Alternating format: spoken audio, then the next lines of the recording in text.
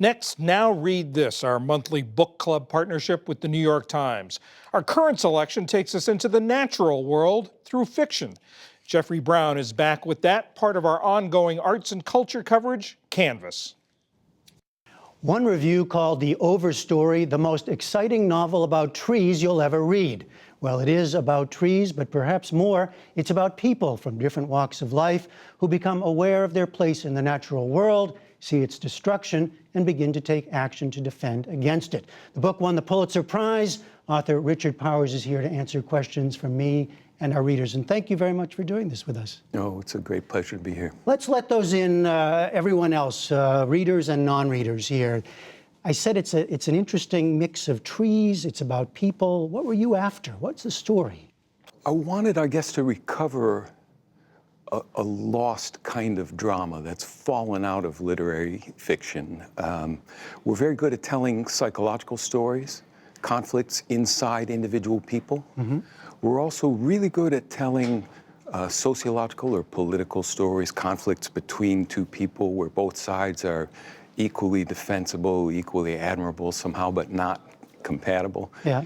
We've more or less in recent years in the West forgotten about a third kind of drama, which is we human beings may want something that the rest of the living world is at best indifferent to and maybe hostile toward, or at least incompatible with. I wanted to tell a story that brought people and non-humans back together into the same negotiating space.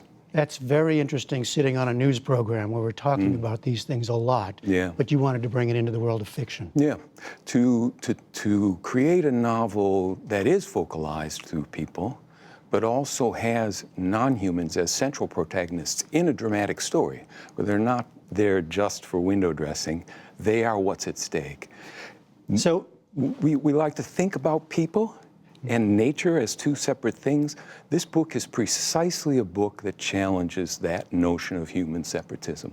all right, so we meet a number of people along the way with their own stories, and then you slowly bring them together. Many of our readers wondered about the mix of fact and fiction and the level of research, because we learn a lot about the life of trees here. Would you comment on the mingling of factual tree science or the history of tree saving activism that informed the development of the characters in this utterly surprising and impactful story? Oh, what a lovely question. Whatever I present in the book as scientific fact was, to the best of my ability at the time of publication, verifiable, consensually repeated and agreed upon. Yeah. So I did not play fast and loose with any of these extraordinary discoveries about trees that have been made over the last 3 or 4 decades.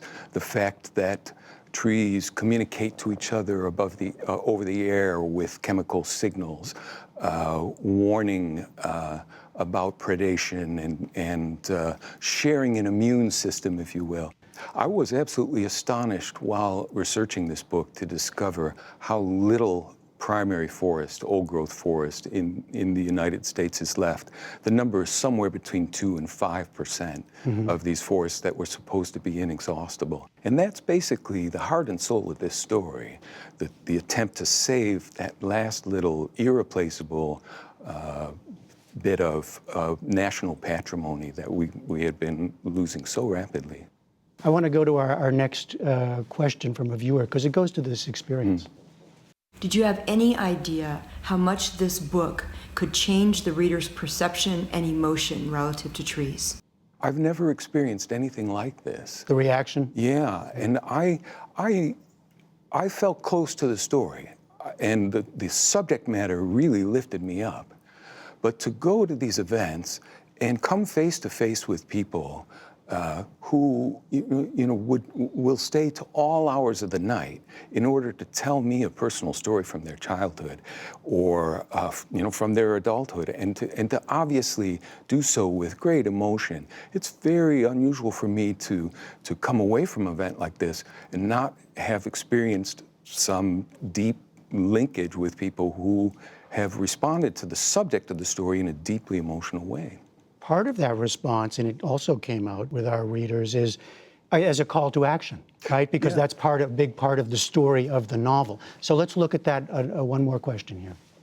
Does the world need to take more immediate and drastic actions toward climate change?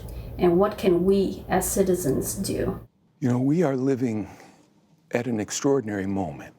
The outpouring of emotion that people have toward this subject matter, any book that attempts to bring in that question of what we're doing to the living world is triggering sympathetic grief in people, terror, fear of what's happening. I want to ask you one more personal question, because you told me before we started that you'd moved because of this book. Yeah, the book moved me across the country. Yeah, to the Great Smoky Mountains? Yeah, I was living and working in Silicon Valley. I was teaching at Stanford University when I got the idea for the book. As I was reading about how little old-growth forest was left, I kept reading that if you wanted to see what a eastern broadleaf deciduous forest looked like before Europeans came, that you have to go to the Smokies, because that's one of the last large contiguous chunks of old growth.